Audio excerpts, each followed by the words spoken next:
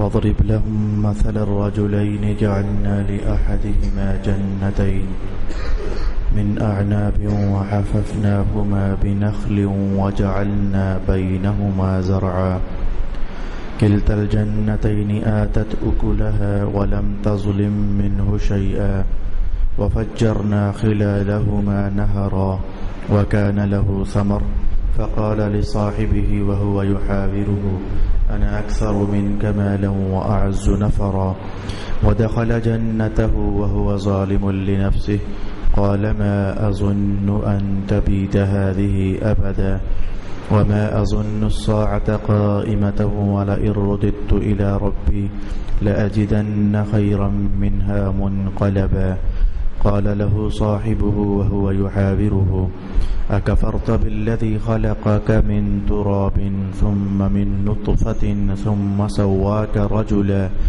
لكن هو الله ربي ولا أشرك بربي أحدا ولولا إذ دخلت جنتك قلت ما شاء الله لا قوة إلا بالله إن ترني أنا أقل منك مالا وولدا فعسى ربي أن يؤتيني خيرا من جنتك ويرسل عليها حسبانا من السماء فتصبح صعيدا زلقا أو يصبح ماؤها غورا فلن تستطيع له طلبا وأحيط بثمره فأصبح يقلب كفيه على ما أنفق فيها وهي خاوية على عروشها ويقول يا ليتني لم أشرك بربي أحدا ولم تكن له فئة ينصرونه من دون الله وما كان منتصرا هنالك الولاية لله الحق هو خير ثوابا وخير عقبا صدق الله مولانا العظيم الصلاة والسلام عليك يا سيدي يا رسول الله الصلاة والسلام عليك يا سيدي يا حبيب الله الصلاة والسلام عليك يا سيدي يا شفيع المذنبين وعلى آلك وأصحابك يا سيدي يا رحمة للعالمين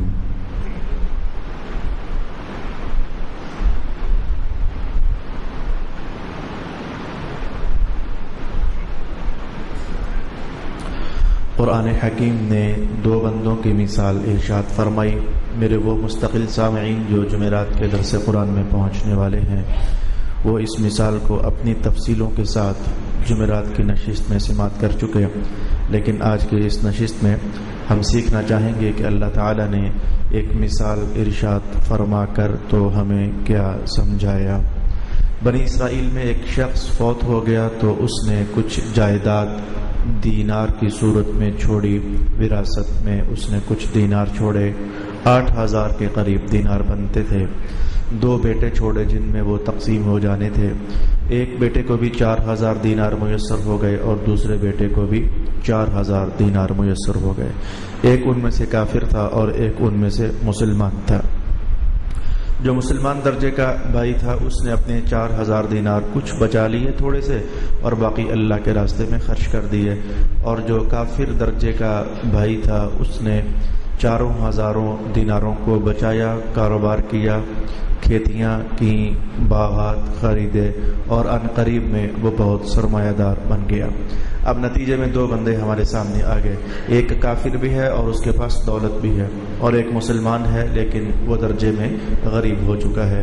اس کافر نے کچھ باتیں اس مسلمان سے کہیں، اس مسلمان نے کچھ باتیں اس کافر سے کہیں، اور نتیجہ یہ ہوا کہ اللہ تعالیٰ نے اس مسلمان بھائی کو جیت عطا فرما دی اور اس کافر بھائی کو ہار عطا فرما دی۔ تو آئیے ہم دیکھنا چاہیں گے کہ ہار کے اسباب کیا ہیں اور جیت کے اسباب کیا ہیں۔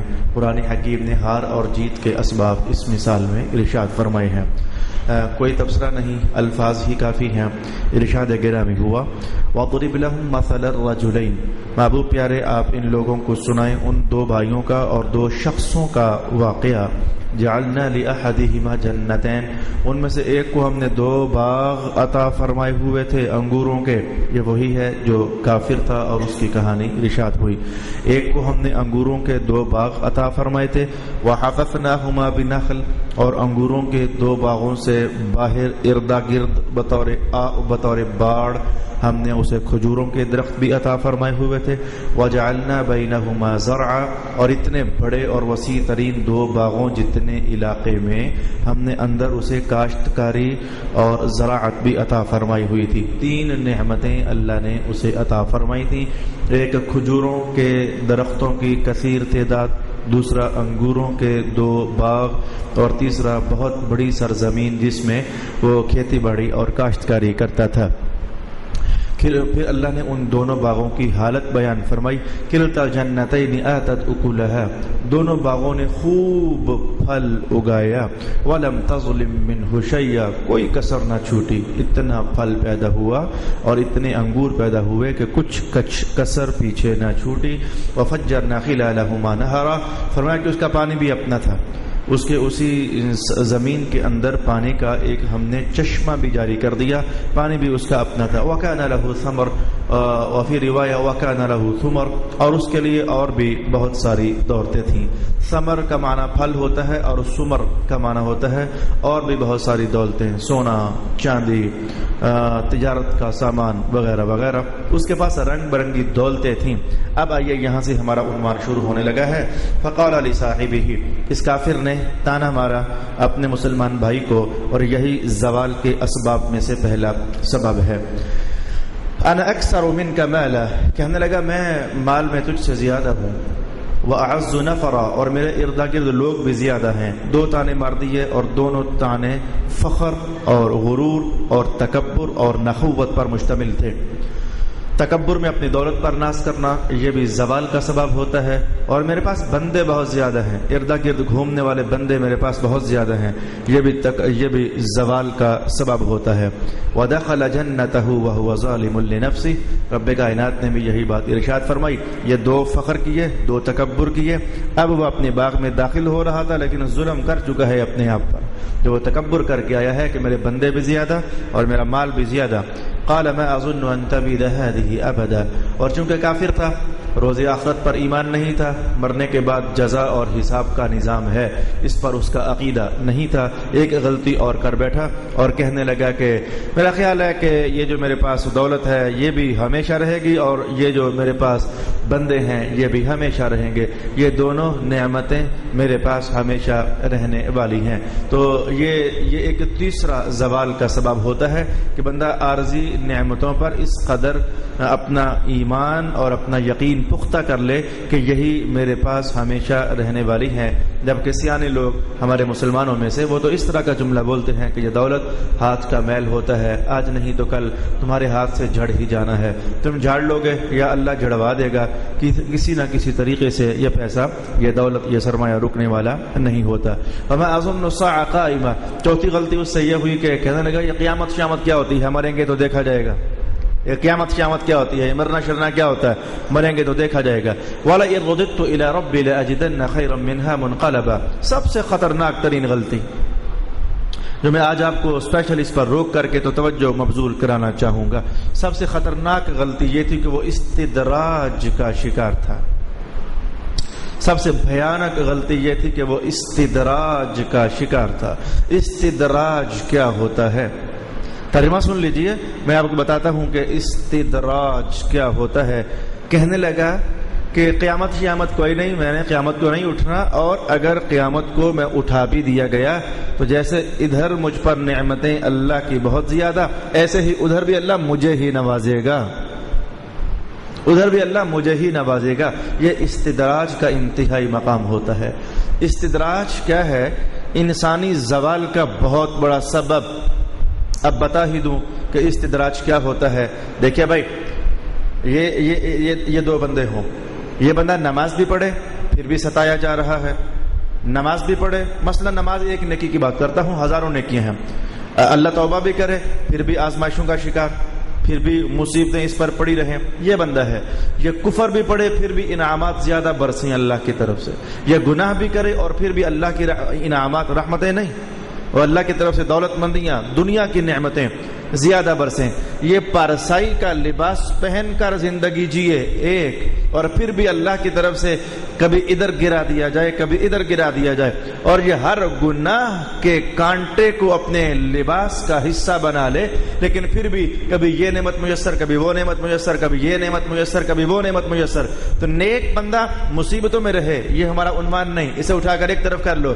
بندہ بد ہے، گناہگار ہے، بد خصلت ہے، بد طریقت ہے، لیکن پھر بھی نعمتیں دنیا کی برستی جائیں برستی جائیں برستی جائیں برستی جائیں۔ اب یہ جو گناہ کر کے بھی نعمتیں لے رہا ہے، یہ اس چکر میں پڑ جاتا ہے، مجھے لگتا ایسے ہے کہ میرا کوئی اللہ کے ہاں مقام ہے، مجھے لگتا کچھ ایسے ہے گناہگار، گندا مندہ، رسیا، لیکن وہ نعمتوں کی فراوانی کو دیکھ کر وہ اپنے ہی اندر فیصلہ کرتا ہے، لگتا ہے کہ میرے اللہ مجھ سے خوش ہے۔ اگر میرا اللہ مجھ سے ناراض ہوتا تو مجھے یہ گاڑی کیوں دیتا، مجھے بنگلہ کیوں دیتا، مجھے دولت کیوں دیتا، مجھے باغات کیوں دیتا، مجھے یہ کیوں دیتا اور مجھے وہ کیوں دیتا۔ اب یہ ہے استدراج، اندر کھاتے وہ دوزخ کے کنارے کی طرف بڑھ رہا ہے اور اسے پتہ نہیں چل رہا کہ میں دوزخ کے کنارے کی طرف بڑھ رہا ہوں، وہ نیچے دیکھ ہی کب رہا ہے، وہ تو برسنے والی نعمتوں پر مشغول ہے اور پتہ نہیں چل رہا اسے، وہ نیچے ہی نیچے ایک کھوکھلے گڑھے کے قریب تر ہوتا چلا جا رہا ہے۔ اور بندہ پھر یہ خیال کرے کہ جب اللہ نے مجھے ادھر زیادہ دیا ہے کیونکہ میرا اس کے ہاں ایک مقام ہے، تو ادھر بھی تو اللہ پھر مجھے ہی زیادہ دے گا۔ کافر لوگوں نے مکہ میں حضور کے غریب صحابہ کو یہی طعنہ مارا تھا، کہنے لگے کہ اگر تم محمد کے ساتھ چلے ہو، اگر محمد اور اس کے ساتھ چلنے والے خیر پر ہوتے تو غربت کاٹتے تم کیا؟ تمہاری جیبیں خالی ہوتی کیا؟ تمہارے گھر بھرے نہ ہوتے کیا؟ تمہارے گھروں میں اناج کا ایک دانہ نظر نہیں آتا؟ اگر تم خیر پر ہوتے تو تمہارے گودام بھرے نہ ہوتے کیا؟ تو دیکھو ہم جس حال میں بھی ہیں، اگر ہم برے ہوتے تو اللہ ہم سے نعمتیں چھین نہ لیتا کیا؟ ہمیں محروم نہ کر دیتا کیا؟ ہم پر آئندہ نعمتوں کا برسنا رک نہ جاتا کیا؟ کہ مکہ کے کافروں نے یہی طعنہ مارا تھا رسول پاک علیہ الصلوۃ والسلام کے غلاموں کو۔ تو آپ کو سمجھ آئی کہ استدراج کیا ہوتا ہے؟ یہ پہچاننا کوئی مشکل نہیں ہوتا۔ کون بندہ استدراج کا شکار ہے یہ پہچاننا کوئی مشکل نہیں ہوتا۔ کل میرے پاس ایک دور سے نوجوان، اس نے کیبل پر کہیں درس قرآن سنا تو ساتھ فون کی ایڈ چل رہی تھی، اس نے فون نمبر لیا تو میرے گھر پہنچ کر کہنے لگا ملنے آ گیا ہوں اتنی دور سے۔ مجھے تھوڑا سا رنج بھی کہ ایسے بغیر فون کیے آؤ تو بندے کی اپنی مصروفیات ڈسٹرب ہوتی ہیں۔ میں اٹھ کر خیر سے ملاقات کرنے کے لیے آ پہنچا تو وہ مجھ سے کہنے لگا جی زمانہ ہو گیا ہے، یہ پریشانی ہے وہ پریشانی ہے، ابا جی پریشان ہے، اماں جی پریشان ہے، بھائی پریشان ہے، یہ وہ اور یہ وہ، بہت کچھ سنا چکنے کے بعد کہنے لگے اب بتاؤ میں کیا کروں۔ میں نے کہا میرے بھائی میرے پاس قرآن حکیم کے 2 محل ہیں، دونوں آپ کے سامنے کر دیتا ہوں، فیصلہ آپ کرنا، یہ فیصلہ آپ کرنا۔ اس جملے کی خاطر میں آپ کو یہ بات بتا رہا ہوں۔ وہ متوجہ ہو گیا، اچھا ساتھی کہنے لگا میں نے باہر بھی جانا ہے تو بتاؤ میں کیا کروں۔ میں نے کہا مجھے نہیں پتا کیا کرو، لیکن میں آپ کو قرآن کے 2 محل بتا دیتا ہوں۔ اللہ تعالیٰ ارشاد فرماتا ہے کہ کبھی ایسا ہوتا ہے کہ بندہ جو پریشانیوں میں اترتا ہے، روتا ہے، دھوتا ہے، گرتا ہے، ٹھڈے کھاتا ہے، پٹخ دیا جاتا ہے، سر پھٹتا ہے وغیرہ وغیرہ، تو اس کی وجہ یہ ہوتی ہے فَبِمَا كَسَبَتْ أَيْدِيكُمْ۔ ہر بندہ کوئی نہ کوئی گناہ کرتا رہتا ہے تو اللہ اس کے گناہوں کا وبال اسی دنیا میں اس کے سر پر ڈال دیتا ہے اور اسے کبھی خوش نہیں رہنے دیتا۔ اور کبھی ایسا ہوتا ہے کہ بندہ نہیں گناہ کرتا، نافرمانی نہیں کرتا، تابعداری ہی کرتا ہے، اطاعت ہی کرتا ہے، لیکن پھر بھی اللہ کی طرف سے وہ رول دیا جاتا ہے۔ تو اس کی وجہ یہ ہوتی ہے کہ رسول پاک علیہ الصلوۃ والسلام نے ارشاد فرمایا کہ ایک مسلمان بندہ وہ ایک مصیبت سے سر نکلتا نہیں اللہ دوسری ڈال دیتا ہے، دوسری مصیبت سے بچ پاتا نہیں تو اللہ تیسری ڈال دیتا ہے، ابھی تیسری سے جان چھوٹتی نہیں تو وہ چوتھی کے اندر مبتلا ہو جاتا ہے۔ وہ مسلسل زندگی بھر وہ اسی رونے دھونے میں لگا رہتا ہے، حالانکہ وہ نافرمان نہیں ہوتا، حالانکہ وہ فرما بردار ہوتا ہے، وہ اطاعت گزار ہوتا ہے، وہ اپنا ہوتا ہے، وہ اپنا ہوتا ہے، لیکن پھر بھی زندگی بھر ہم اسے رلاتے ہیں۔ حضور فرماتے ہیں پھر ایک دن ایسا آ جاتا ہے وہ زمین پر چل رہا ہوتا ہے، اتنا ہلکا پھلکا ہوتا ہے، اس کے جسم پر ایک گناہ بھی نہیں ہوتا ہے۔ یہ مصیبتیں اسے دھو کر رکھ دیتی ہیں صابن کی طرح, اسے نکھار کر رکھ دیتی ہیں. میں نے کہا بھائی فیصلہ خود جا کر لے, اگر تو گناہگار ہے تو یہ تیرے گناہوں کا وبال ہے جو تجھ پر پڑ گیا, اور اگر تو نیک ہے, مسلمان ہے, متقی ہے, پارسا ہے, تو پھر سمجھ کے اللہ کی طرف سے تجھے دھونے کا اہتمام کیا جا رہا ہے, تیری قبر کو چمکایا جا رہا ہے. تو جیسے یہ ایک فیصلہ ہے نا, بندہ پہچان سک رہا ہے, گھر جا کر چیک کر لے کہ میں اس درجے والا ہوں یا کہ میں اس درجے والا ہوں. بالکل یہی کہانی ہے. کون بندہ استدراج کا شکار ہے؟ ہر بندہ اپنی زندگی دیکھے, اگر وہ گناہگار بھی ہے, بے نماز بھی ہے, جھوٹا بھی ہے, فراڈی بھی ہے, نظر باز بھی ہے, گند بلا میں ہاتھ مارتا رہتا ہے, لیکن پھر بھی نعمتوں کی فراوانی ہے, وہ سمجھ جائے کہ معاملہ استدراج کا ہے. اسے سمجھ جانا چاہیے کہ معاملہ استدراج کا ہے. میں نافرمانی پر نافرمانی کرتا چلا جا رہا ہوں اور آسمانوں سے عطا پر عطا برستی چلی جا رہی ہے, اور بندہ اسی خیال میں ہوتا ہے کہ اگر جو میں ناپسند ہوتا اللہ کو, اگر جو میں برا ہوتا اللہ کو, اگر میرا ادھر کوئی عزت مقام وقار آبرو نہ ہوتی تو بھلا مجھ پر یہ انعامات کی بارش پھر کیوں برس جاتی. اچھا یہ تھی اس کی کہانی, یہ اس کی بہت بڑی غلطی ہو گئی, وہ استدراج کا شکار ہو گیا. اور پھر کہنے لگا کہ اگر میں ادھر چلا گیا تو ادھر بھی اللہ مجھے ہی نوازے گا. اس کی باتیں ختم ہو گئیں. بدلے میں مسلمان بھائی بولا, کہنے لگا اکفرت بالذی خلقک من تراب, تو اس رب کو جھٹلا رہا ہے جس نے تجھے مٹی سے پیدا کیا, ثم من نطفہ, پھر وہ پانی کی بوند میں تجھے تبدیل کر دیا, ثم سواک رجلا, اور پھر یہ ٹھیک ٹھاک قسم کا آدمی تجھے بنا دیا. تو اس بندے کو بھول رہا ہے. لیکن نہ ہو اللہ ربی, نہ میاں میں تو نہیں, میرا تو وہی رب ہے, میں تو یہ کام نہیں کر سکتا. هو اللہ ربی, میرا وہی رب ہے. ولا اشرک بربی احدا, میں تو میاں اس کے ساتھ کسی کو شریک نہیں ٹھہراتا.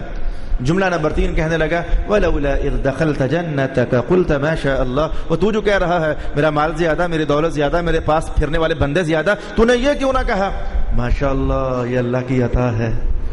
تو نے یہ کیوں نہ کہا ماشاء اللہ یہ اللہ کی عطا ہے؟ اصل میں ماشاء اللہ یہ اللہ کی عطا ہے کہنے میں ایک راز ہے. رسول پاک علیہ السلام فرمایا کرتے تھے اللہ جس بندے کو نعمت عطا فرمائے اور اسے ڈر لگ جائے کہ یہ کہیں نعمت چھین نہ جائے, یہ ڈر بھی تو بڑے خطرناک ہوتے ہیں. وہ کسی کی مار پڑنے کا ڈر ہی نہیں ہوتا, رنگ برنگے ڈر ہوتے ہیں.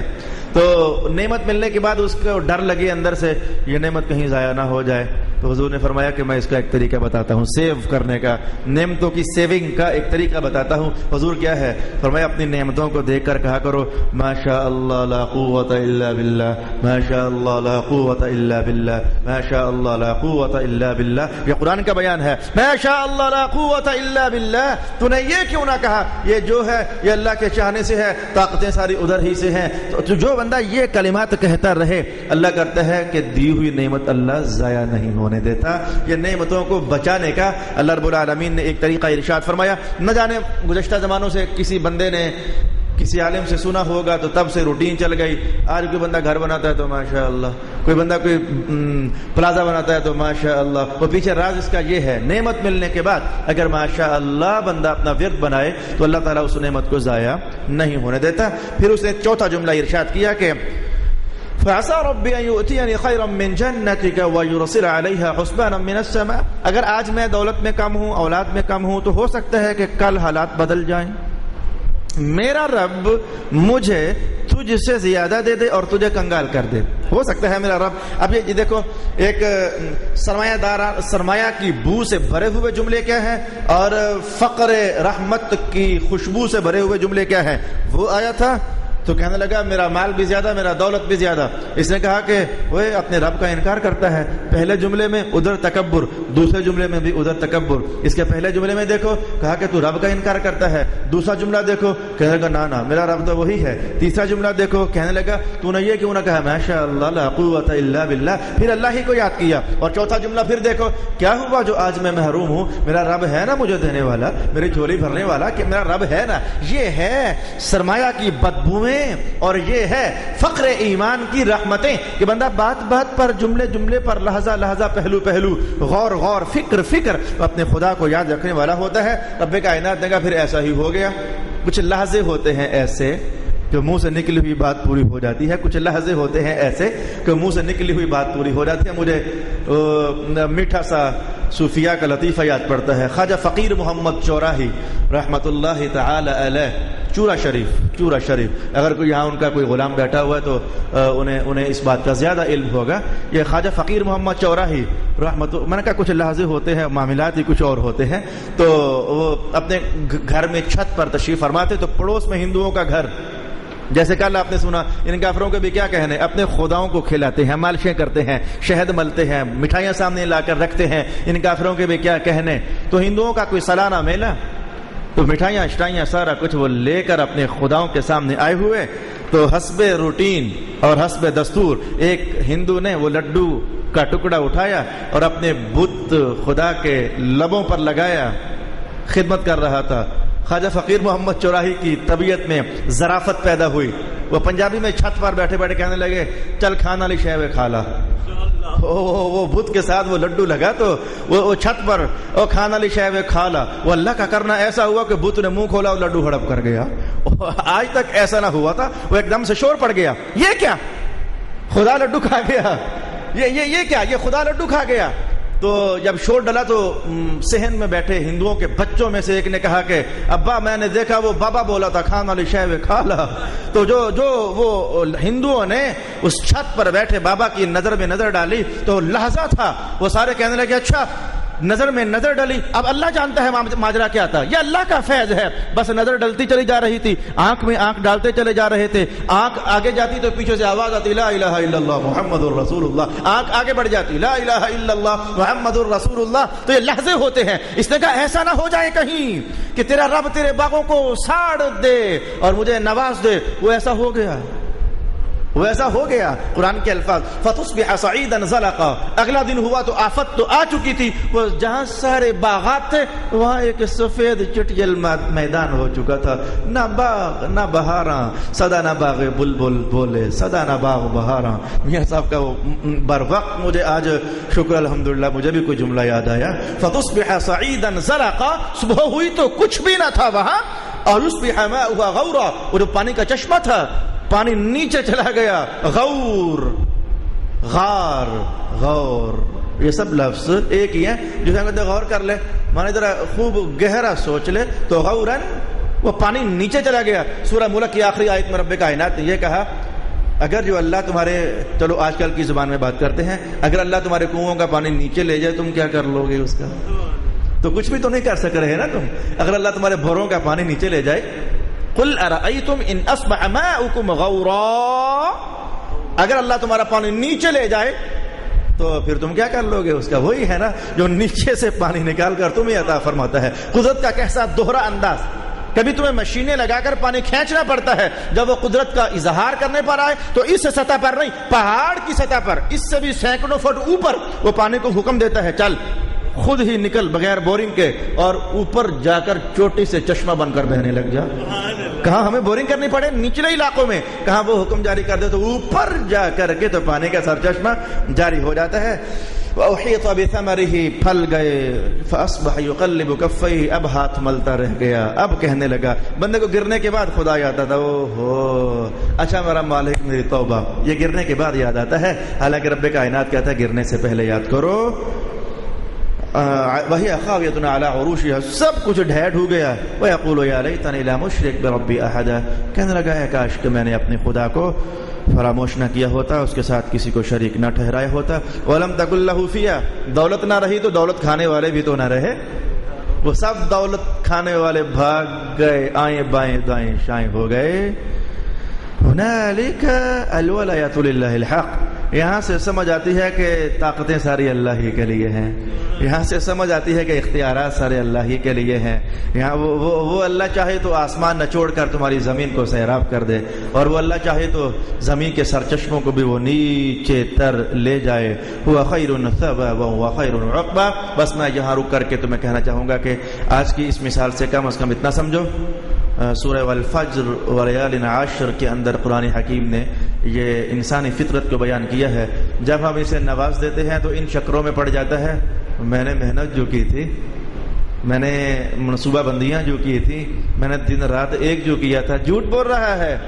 کتنے محنت کرنے والے ہیں محروم ہیں. جی نہیں، یہ تمہاری محنت کا نتیجہ نہیں، یہ اللہ نے کرم کر دیا، تمہاری جھولیاں بھر دی. اور جب ہم اسے ذرا تھوڑا سا کھینچتے ہیں جھٹکا شٹکا دیتے ہیں، پھر روتا ہے، پھر پیٹتا ہے، نہیں میرے مولا نہیں، میں تو جیسے وہ لطیفہ غلط سا وہ ڈوبتا بندہ کیا کہہ رہا تھا کہ میں بکرا دوں گا یا پتہ نہیں کیا دوں گا، تو اللہ پاک نے بچا لیا، کنارے سے قریب آیا تو کہنے لگا چلو سری دے لیں گے، وہ پانی کی لہر آئی تو پھر واپس کہنے لگا مولا میں تو ایسے ہی لگا ہوا تھا، بکرا ہی دوں گا نا۔ تو یہ انسانی فطرت، یہ انسانی فطرت، جب پھنستا ہے تو پھر بولتا ہو میں تو ایسے ہی لگا ہوا تھا، وہ نماز ایسی رہ گئی تھی، غلطی ہو گئی تھی، میں تو پڑھنا چاہتا تھا کہ اے میرے اللہ تعالیٰ۔ تو میں نے کہا کہ رب کائنات کا ارشاد فاذکرونی اذکرکم، گرنے پر تو چلو ٹھیک ہے یاد کرو ہی کرو، لیکن جب نہیں گرے ہو تو ہمیں یاد رکھو، جب گرو گے تو بھی ہم تمہیں فراموش نہیں ہونے دیں گے، ہماری مدد، ہماری طرف سے سہارا تمہارے پاس آ پہنچے گا۔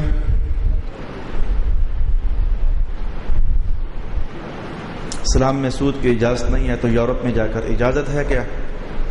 آپ خود سمجھدار ہو، آپ کو پتہ ہے کہ اجازت نہیں ہے تو پھر اجازت نہیں ہی ہونی چاہیے۔ کیا روزے کی حالت میں طہارت کی جا سکتی ہے؟ یعنی جسم کے بال صاف کر سکتے ہیں؟ بلا شبہ کر سکتے ہیں۔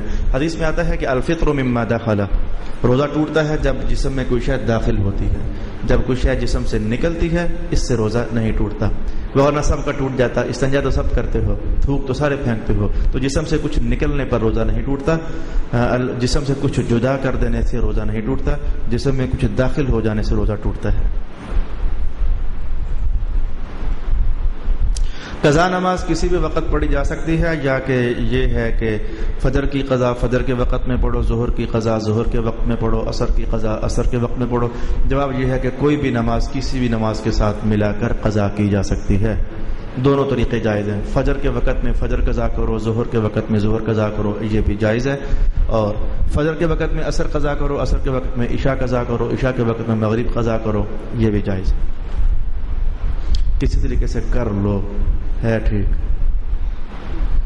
35 تولے سونے پر زکوٰۃ کتنی ہے؟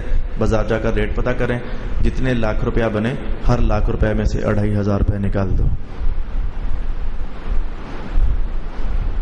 والدین اپنے بچوں کو صدقہ فطرانہ زکوٰۃ دے سکتے ہیں؟ جی بالکل نہیں دے سکتے۔ والدین اپنے بچوں کو، بچوں کے بچوں کو اور بچوں کے بچوں کو، بس اس سے نیچے نہیں جانا چاہیے، تب تک والدین مر چکے ہوتے ہیں، نہیں دے سکتے۔ یعنی میں اپنے بیٹے کو، بیٹے کی تمام اولاد کو، اس تمام اولاد کی آگے تمام اولاد کو زکوٰۃ نہیں دے سکتا۔ میں اپنی بیٹی کو، بیٹی کی تمام اولاد کو اور ان کی پھر تمام اولاد کو زکوٰۃ نہیں دے سکتا، اور اس کا الٹ بھی ایسے ہی ہے۔ میں اپنے والد کو اور والد کے والد کو، دادا پر دادا، دادی پر دادی کو بھی زکوٰۃ نہیں دے سکتا، اور میں اپنے اماں جان کو اور نانی نانا اور پڑنانا پڑنانا نانا، ان سب کو میں زکوٰۃ نہیں دے سکتا۔ اسے مذہب کی زبان میں کہتے ہیں اصول اور فروع میں زکوٰۃ کا سسٹم نہیں ہے، اوپر والے نیچے والوں کو نہیں دے سکتے، نیچے والے اوپر والوں کو نہیں دے سکتے، باقی اردا گرد دائیں بائیں، بہن بھائی، چچے تائے، سالے شالے، سالیاں شالیاں، ان سب کو، بھابیاں شابیاں، ان سب کو زکوٰۃ دے سکتے ہو۔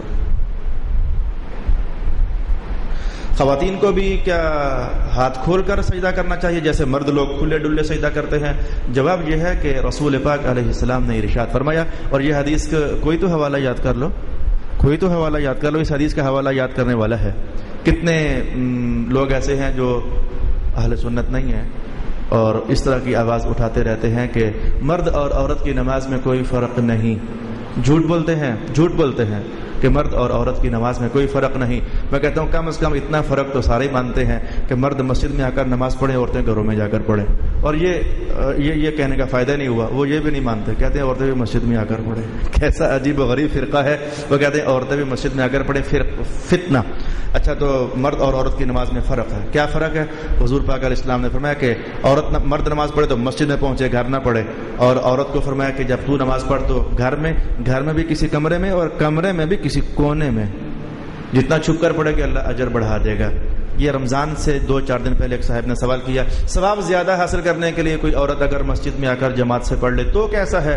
میں نے کہا بالکل ٹھیک نہیں ہے، جب حضور نے فرما جو دیا کہ ثواب زیادہ گھر میں ہوتا ہے تو پھر مسجد میں کیا ملے گا اسے؟ مردوں کو مسجد میں ثواب زیادہ ہوتا ہے، عورتوں کو گھروں میں ثواب زیادہ ہوتا ہے۔ اور جو جس حدیث کے بارے میں کہا حوالہ یاد کر لو، امام طحطاوی نے یہ حدیث شریف نقل فرمائی، نور العزا کی شرح ہے مراقی الفرا، مراقی الفلاح کے اندر بھی یہ حدیث پاک پڑھی جا سکتی ہے۔ ارشاد گرامی ہوا جب عورت نماز پڑھے تو اس کا گوشت سے ملا ہوا ہونا چاہیے۔ عورت جب نماز پڑھے تو اس کا گوشت کے ساتھ ملا ہوا ہونا چاہیے۔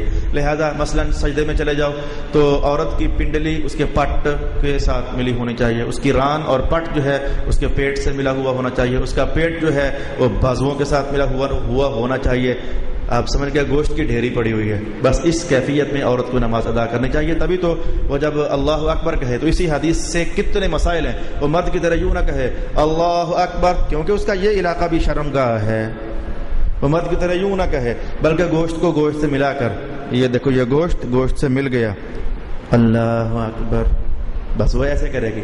اور رکوع کے اندر وہ مرد کی طرح نہیں جائے گی، کیونکہ اس کے معاملات شرم پر مشتمل ہیں، ستر پوشی پر مشتمل ہیں۔ وہ ہلکا سا اشارہ کرے گی جس سے یہ انگلیاں صرف گھٹنوں تک چلی جائیں، اور بس ہمیں کیا حکم ہے کہ بالکل پریس ہو جاؤ اور پشت پر پانی کا پیالہ رکھو تو نہ گرے، عورتوں کے لیے یہ حکم نہیں ہے۔ سجدے کی کیفیت بھی یہی ہے۔ بیٹھنے کی کیفیت میں فرق، ہم بیٹھتے ہیں تو ایک پاؤں کھڑا اور دوسرا پاؤں بچھایا ہوا، عورت بیٹھے دونوں پاؤں بچھا کر بالکل سمٹ سی جائے۔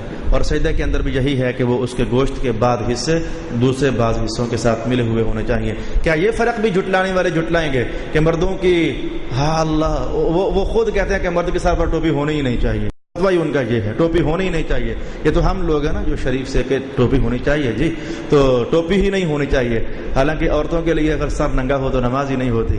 اتنا فرق تو نکل آیا نا جو ماننا ہی پڑے گا آخرکار، ہمیں نہیں کسی اور کو، اتنا فرق تو نکل ہی آیا نا کہ مردوں کا سر ننگا ہونا چاہیے، یہ ان کا فتویٰ ہے، اور عورتیں ان کے سروں پر کپڑا ہونا چاہیے، تو یہ ان کا فتویٰ ہے۔ کچھ تو فرق نکلا نا، الغرض 4 5 6 فرق ہے۔ حج کے اندر بھی فرق ہے، روزے کے اندر بھی فرق ہے، مردوں اور عورتوں کے روزے میں بھی فرق ہے۔ بتاؤں، مردوں کو چھٹی نہیں ہے روزہ رکھنے کی، عورتوں کو ہے۔